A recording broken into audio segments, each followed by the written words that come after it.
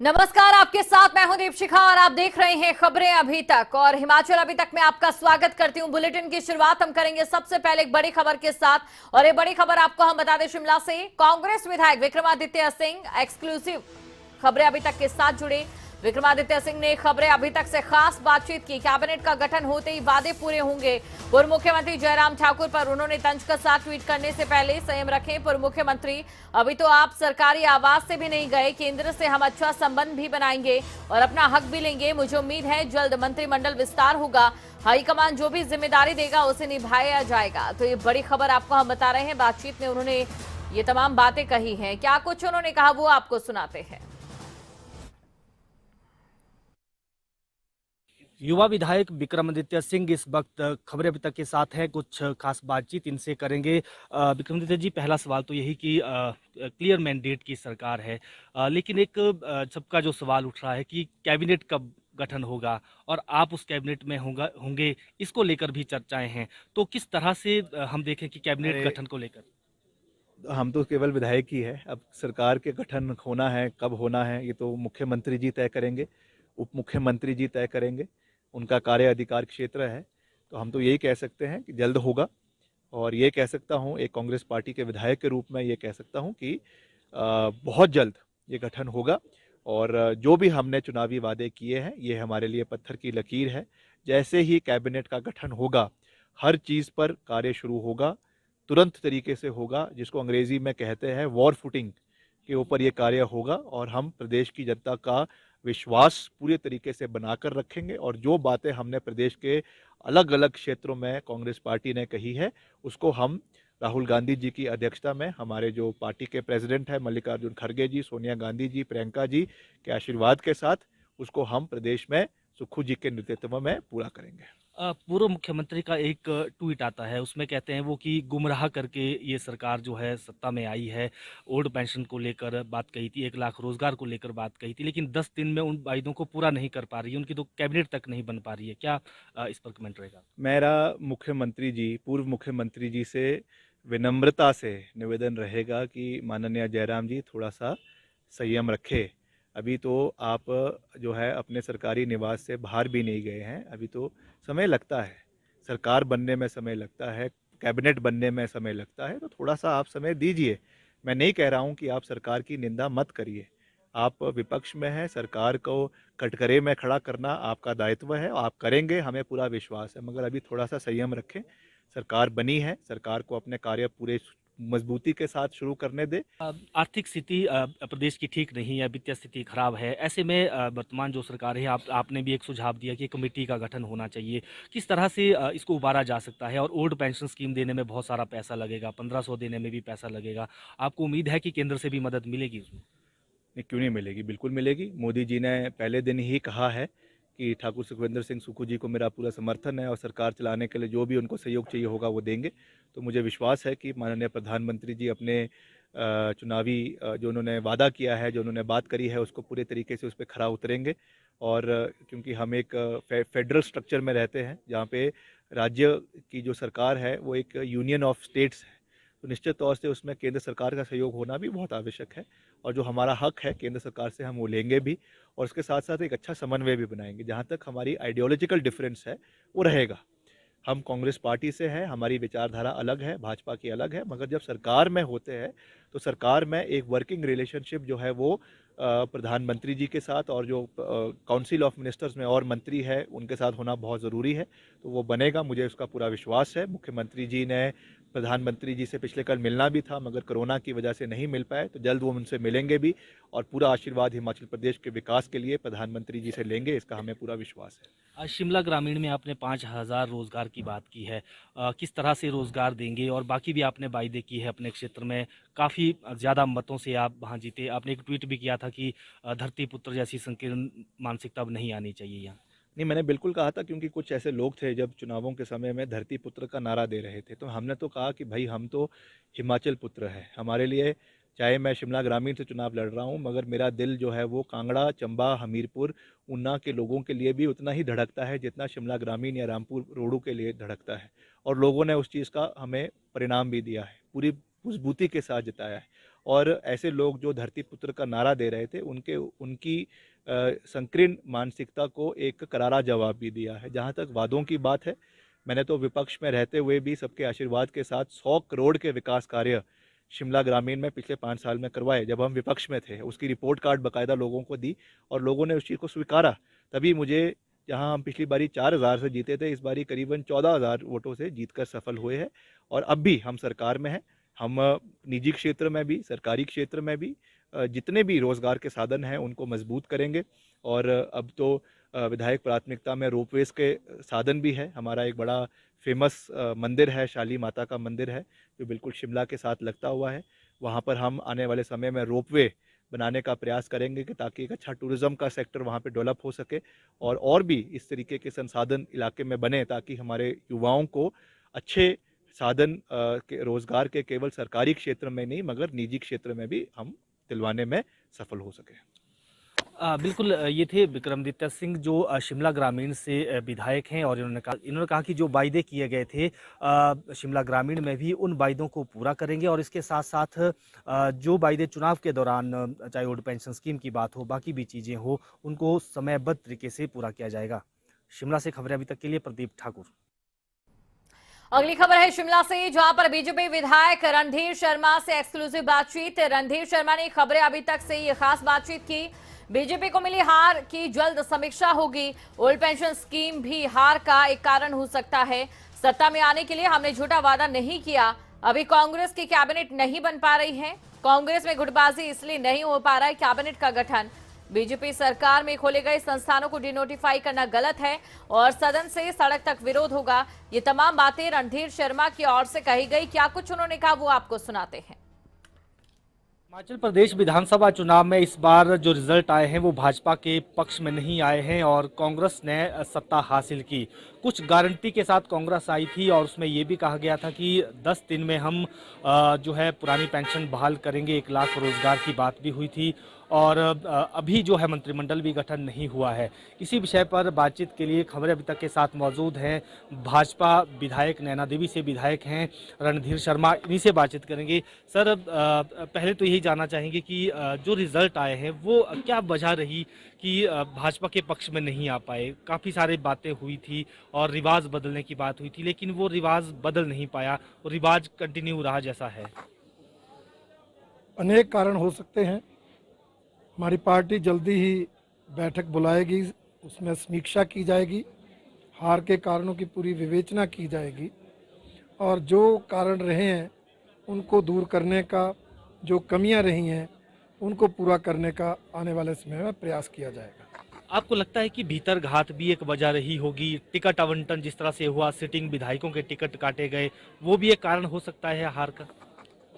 देखिए, ये तो सीट टू सीट वेरी करता है। कई जगह जहां टिकट कटे वो सीटें जीत भी गए। इसलिए सीधा ये बोलना कि इसके कारण यार, ऐसा मैं नहीं मानता। ये सीट टू सीट अलग निर्णय रहे होंगे, क्योंकि एक जैसे निर्णय पूरे प्रदेश में नहीं होते, अन्यथा हम 25 सीटें भी ना जीतते। तो विपक्ष 25 सीटें जीता है, ये भी एक बहुत बड़ी बात है। कुछ कंस्टिट्यूंसी में कुछ कमियां रही होंगी, उनकी समीक्षा बैठक में जो है विवेचना की जाएगी। ओल्ड पेंशन स्कीम को किस तरह से देखते हैं? ये बड़ा मुद्दा रहा चुनाव के दौरान और क्या इसका भी एक नुकसान जो है भाजपा को उठाना पड़ा है? निश्चित रूप से नुकसान तो होता है, परंतु हमारा ये मानना है कि हमने ऐसा झूठा वायदा नहीं किया। हमने ईमानदारी के साथ कोशिश शुरू की थी, कमेटी बनाई थी, वो कमेटी अपना काम कर रही थी, परंतु कांग्रेस ने जिस तरह से वायदा किया है और आज वो वायदे को पूरा करने में हिचकिचा रहे हैं, उससे स्पष्ट लगता है कि उन्होंने झूठा वायदा किया है। सत्ता में आने के लिए ये सिर्फ वायदा है, पूरा करना, हकीकत में इसको उतारना बहुत कठिन है। वैसे कांग्रेस ने कहा है कि हम सत्ता में आने के बाद यानी 10 दिन के भीतर या जो पहली कैबिनेट होगी उसमें इस वायदे को सबसे पहले पूरा करेंगे। हालांकि कैबिनेट अभी नहीं बनी है, क्या लगता है आपको ये वायदा पूरा किया जा सकता है? इसके आर्थिक तौर पर प्रदेश पर क्या प्रभाव भी हो सकते हैं जो आपको लगता है? देखिए, आर्थिक प्रभाव तो बहुत ज़्यादा होंगे, परंतु मैं कहना चाहता हूँ कि ये सरकार बहाने बना रही है। जब मुख्यमंत्री शपथ लेते हैं तो कैबिनेट तो बन ही जाती है और इसमें तो मुख्यमंत्री के साथ साथ उप मुख्यमंत्री जी की भी शपथ हुई है। और जब ये दोनों मिलकर अनेक निर्णय जो जनता के हित में नहीं है, चाहे वो संस्थानों को डिनोटिफाई करने के हों, चाहे वो डिसीजंस को रिव्यू करने को हो, जो वो ऐसे डिसीजन ले सकते हैं, तो ये तो पॉजिटिव डिसीजन है। एक गारंटी इन्होंने दी थी, उस गारंटी को पूरा करने की बात है, परंतु बहाना कैबिनेट का बनाया जा रहा है। और मैं ये समझता हूँ जो सरकार, जो पार्टी सत्ता में आने पर अपने 10 कैबिनेट मंत्री ना फाइनल कर पाए, वो सरकार कितनी देर और कैसे चलाएंगे, मुझे तो इसी में असमंजस है। क्या लगता है आपको, क्या वजह होगी कि कैबिनेट इतनी देरी हो रही है? क्या कोई पेच फंसा होगा, ऐसा लग रहा है? क्या कोई सहमति नहीं बन पा रही है?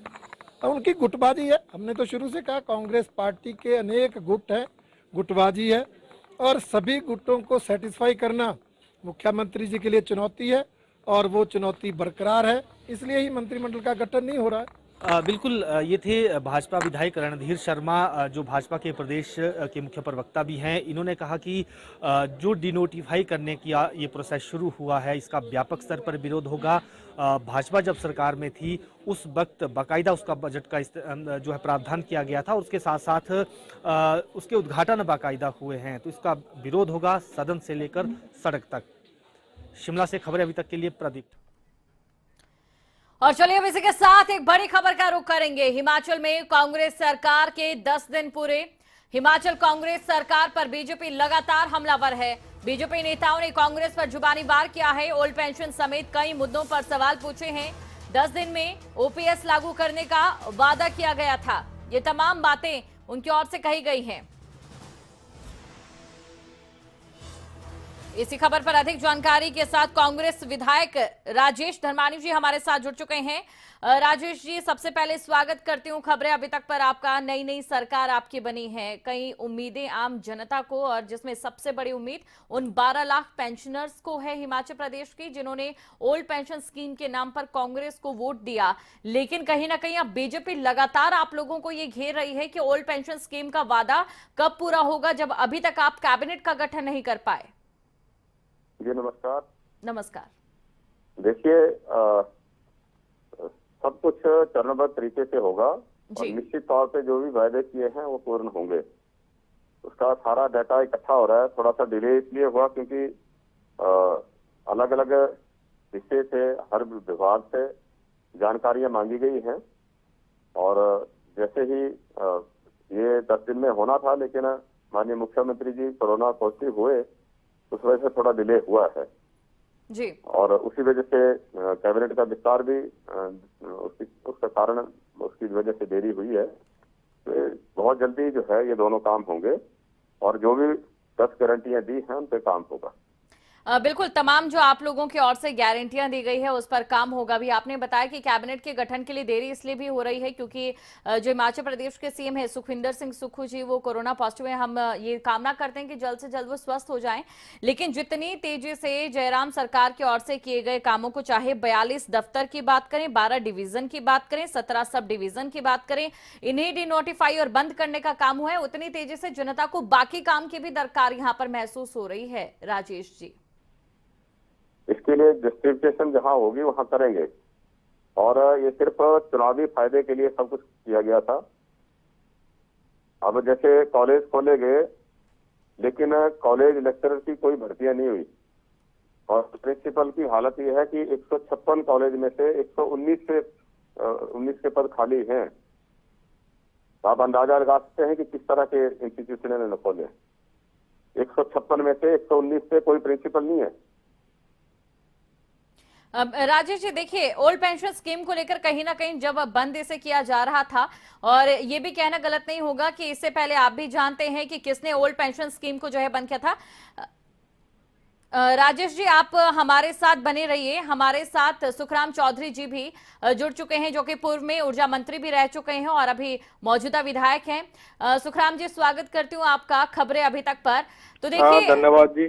जी बिल्कुल, लगातार, क्योंकि अभी हमारे साथ राजेश धर्मानी जी जुड़े हैं, उनका ये कहना है कि अभी जो सीएम है वो कोरोना पॉजिटिव हो गए हैं, और उसके बाद ओल्ड पेंशन स्कीम जो है कहीं ना कहीं उसे जल्द से जल्द पहले कैबिनेट में ही लागू कर दिया जाएगा। क्या आपको लगता है कि बीजेपी के जो नेता हैं है वो जल्दबाजी कर रहे हैं, या फिर आपको लगता है कि बिल्कुल 10 दिन का जो समय है, जो 5 सालों में नहीं हो पाया, वो 10 दिन के समय में हो जाना चाहिए था? देखिए, जहां तक ओल्ड पेंशन की बात है जी, कांग्रेस के बहुत ही वरिष्ठ नेता जिनके नाम पर इन्होंने चुनाव लड़ा, आदरणीय वीरभद्र सिंह जी ने ही ओल्ड पेंशन बंद की थी बिल्कुल। हिमाचल प्रदेश में। उन्होंने एमओयू साइन किया और केंद्र सरकार से उसकी एवज में पैकेज लिया, और वो पेंशन 2002 में आदरणीय वीरभद्र सिंह जी मुख्यमंत्री थे, उन्होंने ही बंद की। इसलिए आज कांग्रेस के जो नेता हैं, अब चर्चा में नहीं हम जाना चाहते, कांग्रेस की सरकार बन गई, उन्होंने बहुत से वायदे लोगों से किए हैं, चाहे ओल्ड पेंशन का हो, चाहे 18 से 60 साल महिलाओं को प्रति महिला 1500 रुपए देने का वायदा किया है। 23 लाख महिलाएं बनती हैं, साल का 4000 करोड़ रुपया बनता है। 300 यूनिट बिजली के फ्री देने की बात कही है, गैस का सिलेंडर सस्ता करने की बात की है। ये सारी बातें हैं, हमने नहीं कहा इनको, इन्होंने दीवारों पे लिखकर लगा रखा, गारंटी दे रहे हैं, शपथ लेते हैं 10 दिन के अंदर अंदर, विद इन 10 डेज। अच्छा, सुखराम जी, आपसे मैं एक और, क्योंकि मैंने राजेश धर्मानी जी से भी ये सवाल पूछा था कि जैसे ही कांग्रेस के हाथ में सत्ता आई तो वो ये कह रहे हैं कि अपने फायदे के लिए चुनाव से पहले जो तमाम चीजें आप लोगों की ओर से थी, जिसमें 42 अगर दफ्तरों की बात करें, 12 डिवीजन, 17 सब डिवीजन की बात करें जिन पर अब ताला जड़ दिया गया, अगर उतनी तेजी से बाकी वादों पर काम होता तो इस पर आपकी क्या प्रतिक्रिया है, ये भी आपसे हम जानना चाहेंगे। देखिए, हमने जो भी डिवीजन खोले हैं, सर्कल खोले हैं, जनहित में खोले हैं, उसका सारा प्रोविजन किया और हमने नोटिफिकेशन की, उसका सारी हमने जो है जस्टिफिकेशन बनाकर खोले। अब ये सरकार बदले की भावना से काम करना चाहती है। बिल्कुल सुखराम जी, बिल्कुल, तो बदले की भावना से सरकार काम कर रही है। राजेश जी, देखिए, आप भी जानते हैं हिमाचल प्रदेश में कर्जे को लेकर अक्सर आप लोगों की ओर से ही मुद्दा बनाया गया है, और इसी कर्जे के बीच ओल्ड पेंशन स्कीम को लेकर आपकी ओर से जो गारंटी दी गई है उसके लिए पैसा कहां से आता है, केंद्र सरकार अगर मना कर रही है तो? देखिए, पहले तो मैं स्पष्ट करना चाहूंगा जी कि न्यू पेंशन स्कीम भाजपा सरकार लाई थी, तब आदरणीय श्री अटल बिहारी वाजपेयी जी देश के प्रधानमंत्री थे और हर राज्य को कंपेल किया गया कि वो एमओयू साइन करें, जिसकी बात कर रहे हैं। और दूसरी बात है, जहां नए कार्यालय खोलने की है, नए इंस्टीट्यूशन खोलने की है, कर्जा ले लेकर इन्होंने जो है ऐसे और ऐसे बिल्कुल ओल्ड पेंशन स्कीम के लिए पैसा कहां से आएगा, ये सवाल हमारा लगातार है, और आने वाले समय में हम देख लेंगे कैबिनेट की बैठक में क्या रहता है या चर्चा होती है। जिस तरीके से कहीं ना कहीं संकेत भी मिलते नजर आ रहे हैं कांग्रेस की तरफ की, इस पे विस्तृत चर्चा होगी और उसके बाद आगे देखा भी जाएगा। आप दोनों का शुक्रिया हमारे साथ जुड़ने के लिए। लेकिन कहीं ना कहीं 12 लाख पेंशनर्स इस समय हिमाचल प्रदेश में मौजूद हैं, जिन्होंने इस आस में कहीं ना कहीं कांग्रेस को सत्ता पर बिठाया है कि ओल्ड पेंशन स्कीम को लागू कर दिया जाएगा। लेकिन क्या हिमाचल प्रदेश की जनता को इसके लिए इंतजार करना पड़ता है या वाकई इसकी बहाली पहली कैबिनेट की बैठक में ही हो जाती है, ये देखने वाली बात होगी। चलिए, इसी के साथ रुक करेंगे अगली खबर का। अगली खबर आपको हम बता दें, दिल्ली से हिमाचल के पूर्व मुख्यमंत्री जयराम ठाकुर का दिल्ली दौरा, जहां जयराम ठाकुर ने पीएम नरेंद्र मोदी से मुलाकात की। संसद भवन परिषद में पीएम मोदी से मुलाकात रही है, कई अहम मुद्दों को लेकर चर्चा हुई। जयराम ठाकुर ने जेपी नड्डा से भी मुलाकात की। कल रात दिल्ली पहुंचे थे पूर्व सीएम जयराम ठाकुर, ये बड़ी खबर आपको बता दें।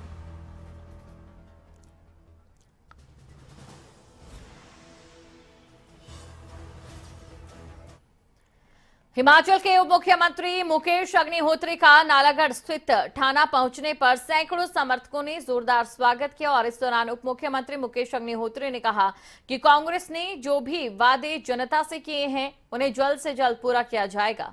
उन्होंने बीजेपी पर तंज कसते हुए कहा कि अभी कांग्रेस की सरकार बने कुछ ही दिन हुए, बीजेपी अभी से शोर मचाने लग गई। मुकेश अग्निहोत्री ने साफ तौर पर कहा कि कांग्रेस की सरकार पूरे 5 साल काम करेगी और जनता से जो भी वादे किए उन्हें पूरा करेगी। बहुत लंबी देर बातों की बात नहीं है, अब काम की बारी है। विकास, कल्याण और गरीब की सेवा, ये हमारा एजेंडा मूल मंत्र पहले भी रहा है, अब भी यही रहेगा। विकास कार्यों को अब गति देंगे। ऐसा है कि ताज़ा बाहर हुए हैं, कुछ पीड़ा हो रही होगी, कुछ दर्द हो रही होगी, तो इसलिए जो है हमलावर हो रहे हैं। हमलावर होने की बात नहीं है। अभी आपको प्रदेश की जनता ने बाहर किया है, आपको प्रदेश की जनता ने जो मैंडेट दिया है उसको सिर झुका के जो है सम्मान करना।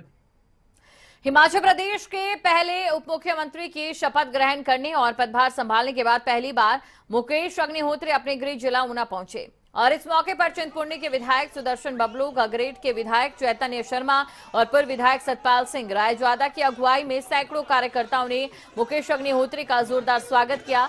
हिमाचल प्रदेश के प्रवेश द्वार महतपुर में प्रशासनिक अमला डीसी राघव शर्मा और एसपी अरजित सिंह ठाकुर की अगुवाई में उप मुख्यमंत्री के स्वागत के लिए मौजूद रहा। जिला भर के कांग्रेस कार्यकर्ताओं ने जोरदार नारेबाजी और बैंडबाजी के साथ उप मुख्यमंत्री का स्वागत किया। इस मौके पर उप मुख्यमंत्री ने कहा कि कांग्रेस पार्टी की नेता प्रियंका गांधी ने जनता के बीच जो 3 प्रमुख ऐलान किए उन्हें कांग्रेस हर हाल में पूरा करेगी।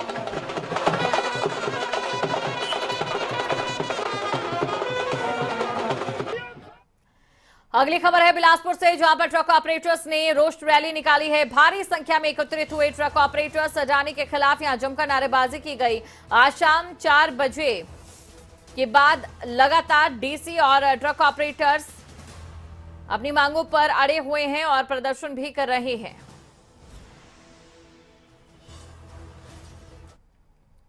रुक करेंगे अगली खबर का। हमीरपुर शहर में हाउस टैक्स की व्यवस्था में नगर परिषद बड़ा बदलाव करने का निर्णय ले चुका है और अब शहर में प्रति मंजिल के बजाय भवन के क्षेत्रफल के हिसाब से कर वसूला जाएगा।